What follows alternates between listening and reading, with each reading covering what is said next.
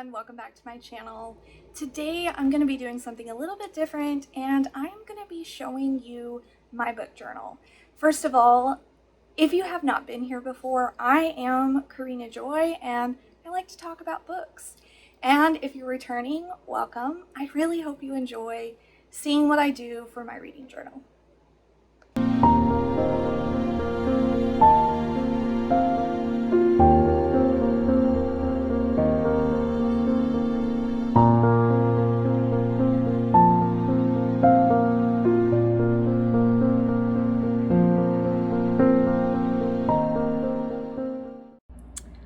Okay, so I'm going to show you my reading journal, and forgive me if you can hear my dog barking.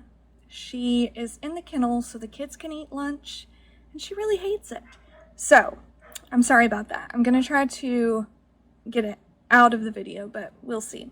So first of all, I want to show you what I put my book journal in. This is a traveler's notebook from Planner Perfect. And this particular one is the wallet. So it has space for all of my cards and my driver's license and all of those things. And then I have, which I'm going to open this up where you can't see my stuff. I also have a calendar, a planner that goes in it as well.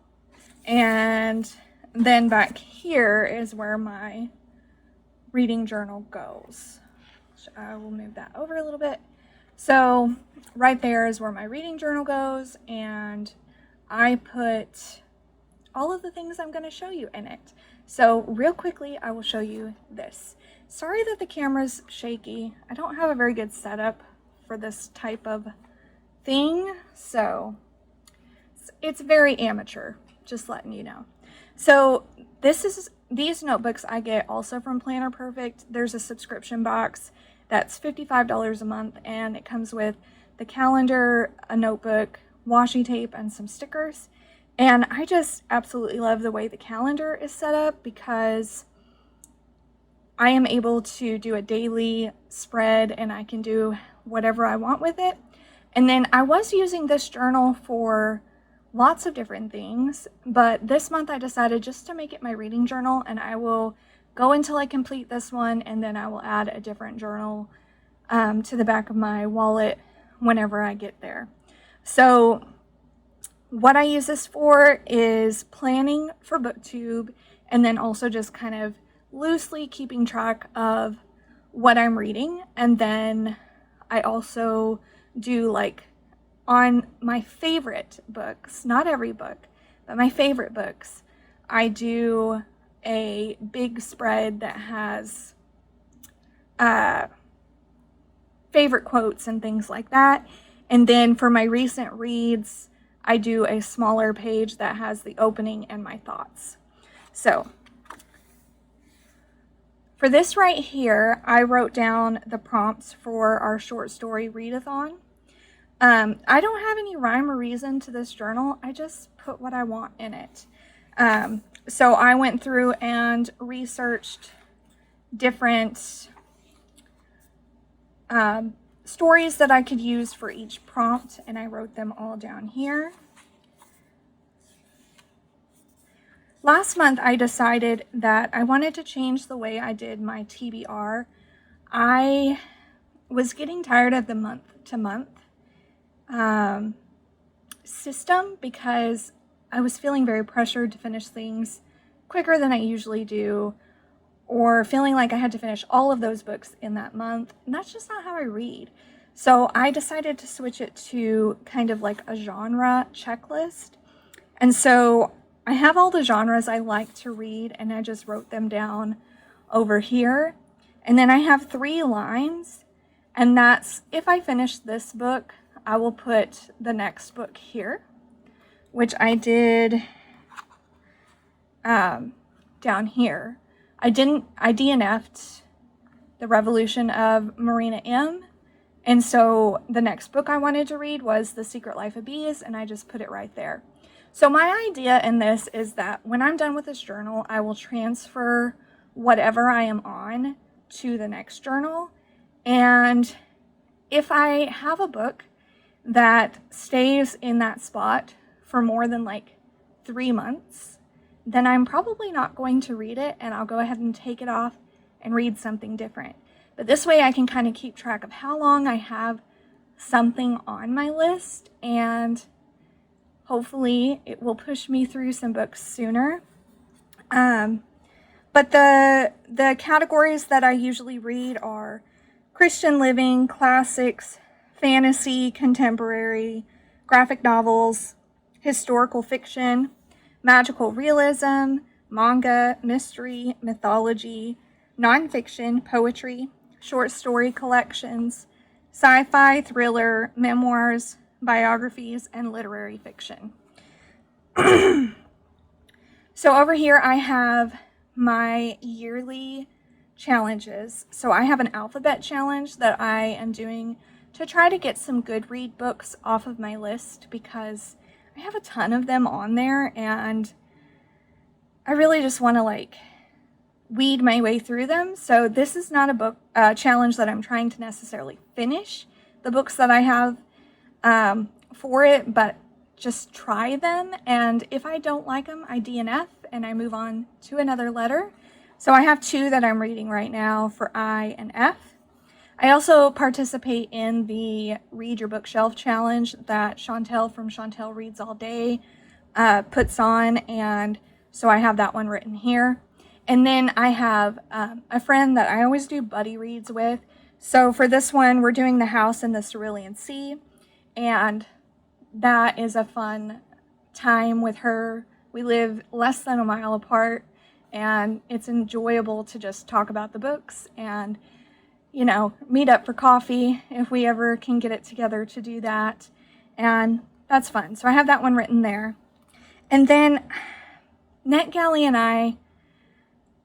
I love being able to read books that are new releases, but I can't ever seem to actually get them done. So I don't know. NetGalley, all of my books have expired because I was sick and I just didn't read them, and now I'm kind of like, I don't know, maybe I don't want to request books from NetGalley because I can't read them fast enough.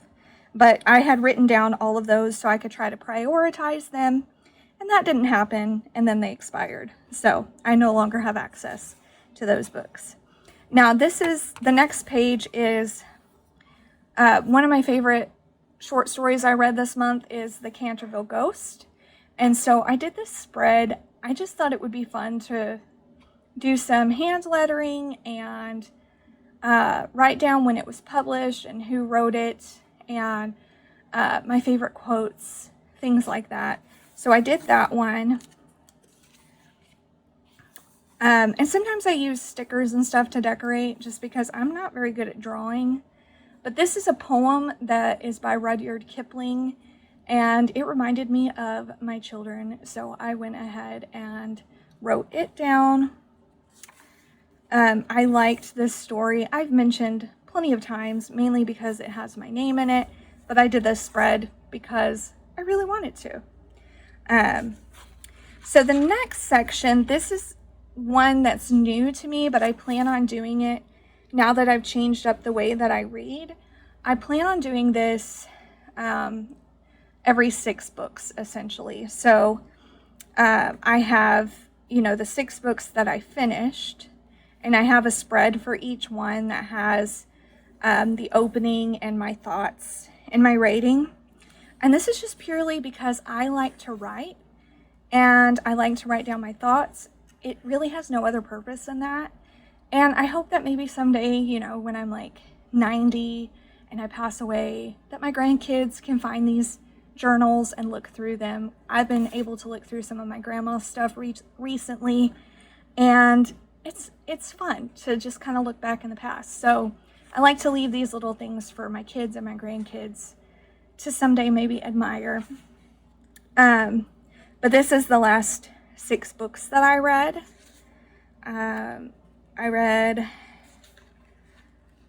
Behind Closed Doors, Left to Tell, Monster, The Turtles of Oman, A Good Girl's Guide to Murder, Ascendance of a Bookworm. And then I also wrote down my did not finish during that time frame so that I would remember that I did start these but didn't finish them as well. Now this is where I am putting down, I don't have like an order. I just, whatever the next free page is, that's where I start. So I did this, my favorite and least favorite tag, and so I wrote down my answers for that. Essentially it's kind of like a little journal plus my notes for the videos that I'm making. And then I did a Francine Rivers recommendations. So I wrote down the books I had there, and then the books I added to Goodreads, what genre, what's the book, who's the author, that sort of thing. So I'm halfway through this journal. I'll continue this into June. The next thing I plan on putting is the next set of recent reads that I have. And what I do is I count out 7 pages, and then I just start whatever else I'm doing after that so that I can write all my recent reads in the same spot. But anyway, I just thought I'd show you how I do my reading journal. I know everybody does it so differently, but I am not the most artistic person on earth. I can do a very basic hand lettering, and that's about it. So if you're like me and you like the idea of a book journal, but you're not artistic, don't worry about it, because I feel like you can use stickers and maybe learn how to hand letter basic things like I have. I don't do calligraphy or anything like that. I just basically copy some letters from a picture that I see online, and that's it. But I really enjoy doing this. It's kind of like a catharsis for me. It's therapeutic, and especially on days that I'm having a really hard day, I can sit down and just kind of write my journal, plan things out, write about what I've read, and I enjoy it. So I hope you liked this video. If you did, please like and subscribe, and I will see you in the next one.